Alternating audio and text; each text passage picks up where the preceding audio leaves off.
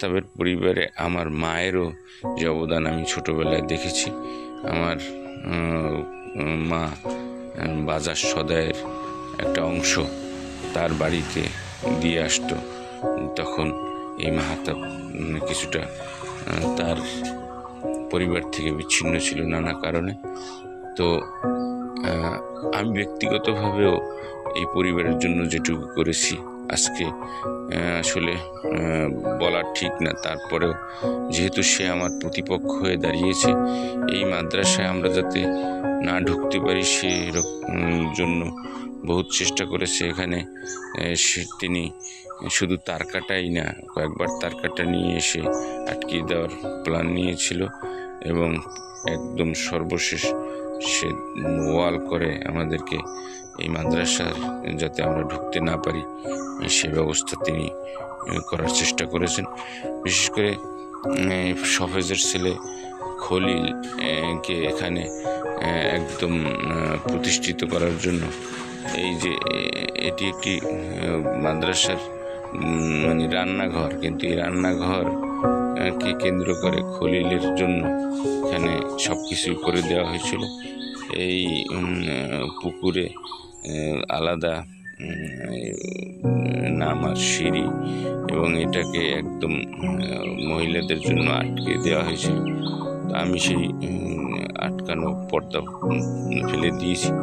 ফেলে দেওয়ার পরে সে এসে হুমকি ধামকি দিয়ে গিয়েছে, তা আসলে বলার আমি এখন সমীচীন মনে করছি না, প্রয়োজন মনে করছি না। তবে এই মাদ্রাসা প্রাঙ্গণে কার কতটুকু জমি রয়েছে সে কাগজপত্র নিয়ে আজকে বৈঠকে বসা হবে। তো এই বৈঠকে বসার আগে মনে করেছি যে কিছু একটু আপনাদের সাথে শেয়ার করি।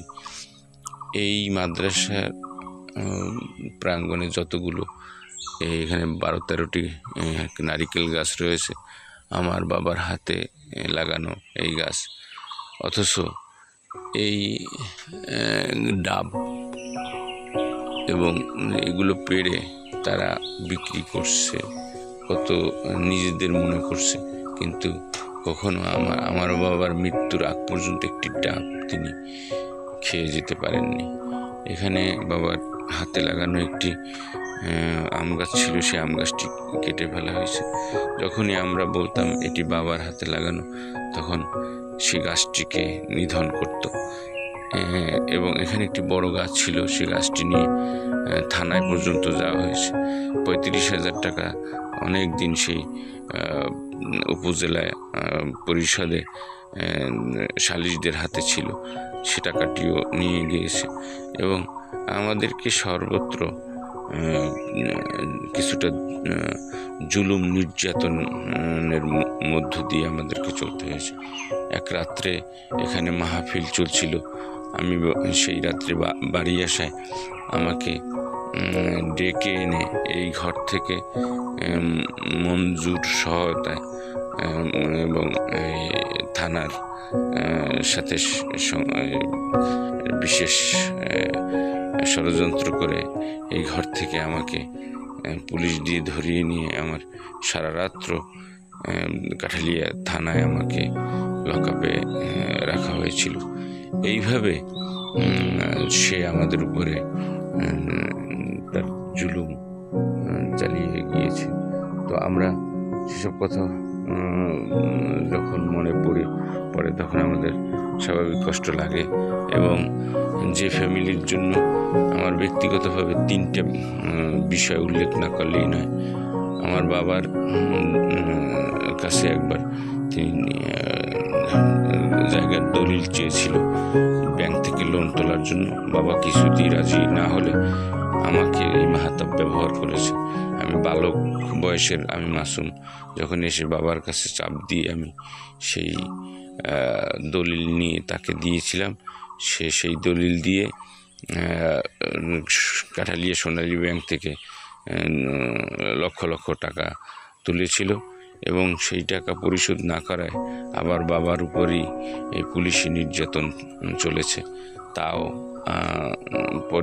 বহু বছর পরে সে পরিশোধ করেছে। কিন্তু সেই নির্যাতনগুলোর কথা আমার এখনও মনে পড়লে আমার বাবা আমাকে বলতো, তোর জন্য আজকে আমি এরকম ঝামেলায় পড়লাম।